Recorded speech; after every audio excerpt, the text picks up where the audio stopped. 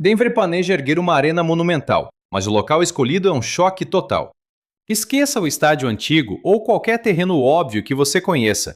A ideia é ocupar um bairro totalmente distinto, construindo sobre um lixão industrial enterrado há 150 anos. E enquanto essa estrutura colossal ganha forma, o velho templo que Denver chamou de lar por décadas vai simplesmente virar poeira. O que virá no lugar pode impactar mais o cidadão comum do que o próprio estádio. Mas antes da primeira marretada, os Broncos precisam encarar um problemão que vem sendo ignorado há gerações. E tudo começa com um número. A resposta está escrita no manual de regras. A NFL impõe uma lista de exigências rigorosíssima para sediar eventos, e Denver vem sendo reprovada há décadas. Se a temperatura média da cidade em fevereiro for menor que 50 graus Fahrenheit, o estádio precisa obrigatoriamente de teto. O problema é que Denver marca uns 32,7 graus Fahrenheit.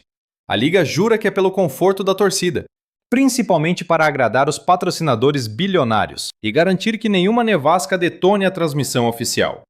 Só que o Empower Field é totalmente aberto, e essa escolha de design isolou a cidade da rota do Super Bowl por muito tempo. Mas o buraco é muito mais embaixo. A logística exigida é insana. A NFL demanda hotéis para pelo menos 35% da lotação do estádio, a 1 hora de viagem. Eles chegam ao ponto de exigir no mínimo 3 campos de golfe e 18 buracos e pistas de boliche de luxo apenas para os eventos VIP. O Empower Field até tem as arquibancadas necessárias, mas sua infraestrutura envelhecida não acompanha as normas atuais e o cronômetro está correndo. O contrato de aluguel dos Broncos vence após a temporada de 2030. O grupo Walton Penner, liderado por Greg Penner, genro do herdeiro do Walmart, o Rob Walton, não desembolsou o recorde de 4 bilhões e 650 milhões de dólares para manter o time em uma arena de meio período. Eles buscam lucro o ano todo, shows em pleno fevereiro, futebol internacional, convenções gigantescas, eventos que um estádio aberto em Denver simplesmente não consegue suportar. Pelas projeções do gabinete do prefeito Johnson na época do anúncio oficial, o time injeta hoje cerca de 300 milhões de dólares anuais na economia de Denver. Com a nova arena multiuso, esse valor pode saltar para mais de 1 bilhão de dólares. Muitos economistas independentes duvidam que projetos de estádios entreguem cifras tão otimistas assim. Mas a lógica comercial é agressiva. Mais eventos atraem mais turistas e lotam os hotéis. Um argumento bem difícil de rebater. Com essa visão de 1 bilhão de dólares em jogo, a caça por um novo lar parou em um terreno muito específico e extremamente problemático. O plano mestre foca no Burnham Yard, um antigo pátio ferroviário de 58 acres, perto do centro. A Union Pacific vendeu a área para o estado por 50 milhões de dólares em 2021, visando um polo urbano. Agora, os Broncos estão tentando comprar o terreno diretamente das mãos do governo estadual. Esse detalhe muda o jogo. A obra precisa do sinal verde de 2 frentes políticas simultâneas. O governo do estado, que decide a venda da terra, e a prefeitura de Denver, que controla os alvarás, o zoneamento e tudo o que for erguido por ali. O governador Polis já negocia com os donos desde 2022, mas apoio de governador é uma coisa, e a aprovação da Câmara Municipal é outra história bem mais complexa. Por gerações, aquele lugar serviu apenas para o conserto de trens pesados. Hoje, pode virar o coração de um novo distrito esportivo. Mas não pense que é um projeto isolado. São 2. Enquanto Burnham Yard renasce totalmente do zero, o histórico Empower Field, no Mile High, será completamente demolido. Pois é, um estádio funcionando perfeitamente está prestes a virar poeira. A questão é que aquele terreno gigante de 80 acres é da cidade, e hoje é basicamente um mar de asfalto para estacionamento. O plano da prefeitura é transformar esse espaço vazio em um bairro pulsante, com moradias em vez de apenas chão deserto. Pode até parecer um plano simples, mas a realidade é um verdadeiro pesadelo logístico. Eles precisam erguer uma arena colossal com teto retrátil e gramado natural, em um terreno que está atolado em resíduos industriais há décadas. E o detalhe, precisam terminar tudo em só 5 anos. E o teto? Ah, essa é a parte mais insana. Olha só o drama. Os Broncos exigiram uma coisa inegociável desde o início. Tinha que ser grama de verdade. E aquela sensação de estar ao ar livre. Isso descartou na hora qualquer projeto de domo fixo e fechado. A saída foi o teto retrátil. Com ele escancarado, o que deve rolar na maioria dos jogos, o gramado recebe luz solar direta, ventilação natural e a água da chuva. Até aí, tudo sob controle. O problema real é o motivo pelo qual esse estádio está sendo erguido. O retorno financeiro depende de eventos o ano todo. Shows no inverno, finais de basquete, jogos mundiais de futebol e convenções. Toda vez que esse teto se fecha para um evento que não seja da Liga de Futebol Americano, a grama lá embaixo fica no escuro total. Se isso acontecer demais, o campo morre e apodrece. Que é exatamente o desastre que rola em arenas multiuso, que tentam manter grama natural sem uma solução mística. E tem mais. Os astros da liga detestam jogar no gramado sintético. Dizem que acaba com as articulações e está ligado a muito mais lesões graves, sem nem precisar de contato. Ou seja, grama artificial nem é opção. Isso deixa os engenheiros com apenas dois caminhos possíveis. O primeiro é o sistema de campo rolante do estádio de Las Vegas, onde uma bandeja de grama de 9.000 toneladas sobre 540 rodas desliza para fora pelos trilhos quando o time não joga. Lá fora ela se recupera no sol. Mas esse sistema exige um espaço enorme ao redor do prédio, e o terreno aqui é apertadíssimo. A opção mais pé no chão seria copiar o sistema do Santiago Bernabéu, do Real Madrid. Lá, o campo é fatiado em 6 plataformas imensas, cada uma com 107 metros de comprimento, pesando cerca de 1.500 toneladas cada. Primeiro, elas deslizam horizontalmente para fora da zona de jogo. Depois, um sistema hidráulico as empilha uma sobre a outra a 30 metros de profundidade, em uma câmara climatizada. Estamos falando de 100 pés abaixo da terra, em um hipogeu, com ventilação, luz ultravioleta e um sistema de irrigação que não para um segundo sequer. A grama se recupera lá embaixo, enquanto o estádio lá em cima recebe qualquer evento. A operação toda leva umas 6 horas.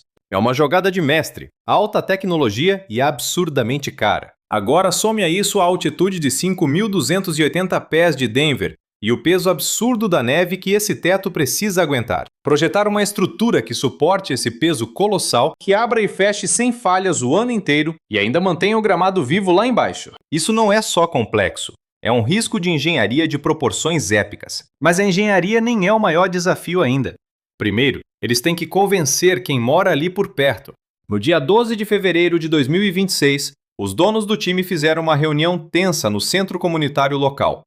O objetivo dos Broncos era deixar uma mensagem bem clara para a comunidade, que esse projeto não iria virar a vida de ninguém de cabeça para baixo. Mas o cronograma de obras conta uma história bem diferente, especialmente pela pressa do projeto.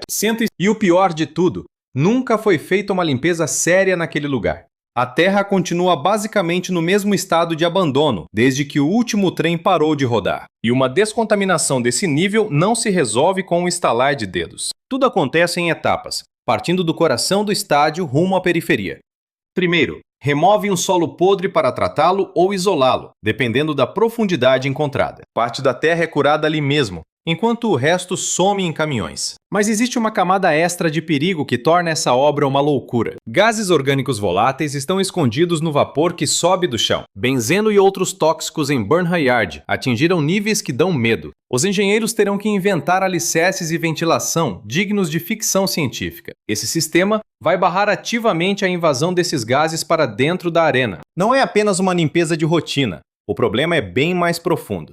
É um desafio de design que dita cada decisão arquitetônica desde o subsolo. Depois vem o pesadelo da fundação.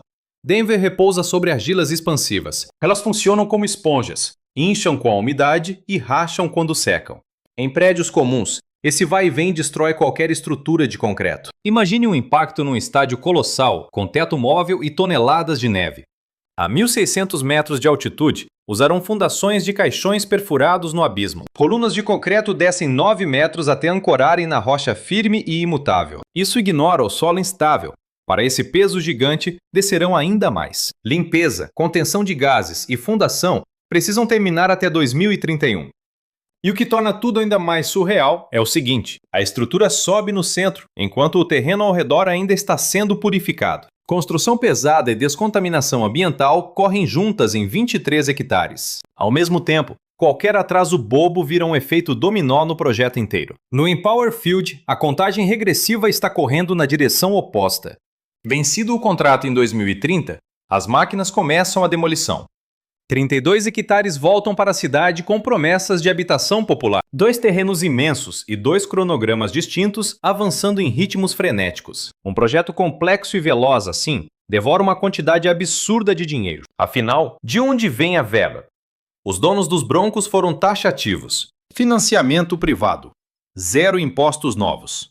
Mas, no detalhe, a história muda.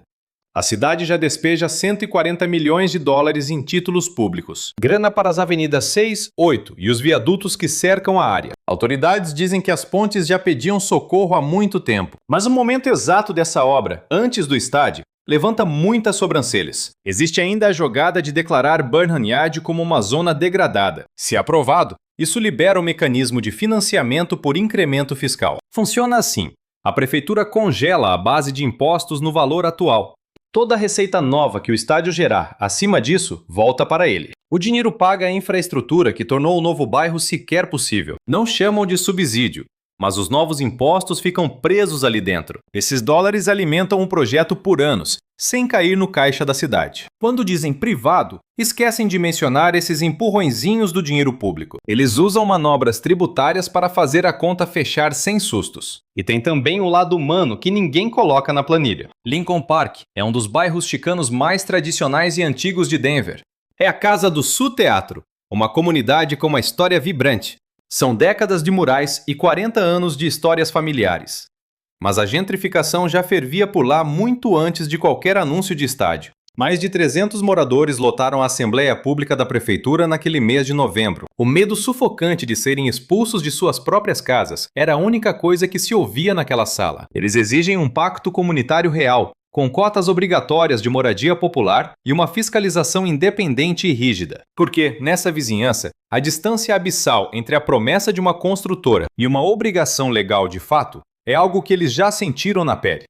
Se isso vingar, teremos grandes vencedores. Os fanáticos pela bola oval ganham um Super Bowl. E a indústria do turismo vai simplesmente explodir. A estação de trem da 10 com a Osage deve ser renovada, transformando Denver em um polo de entretenimento o ano todo.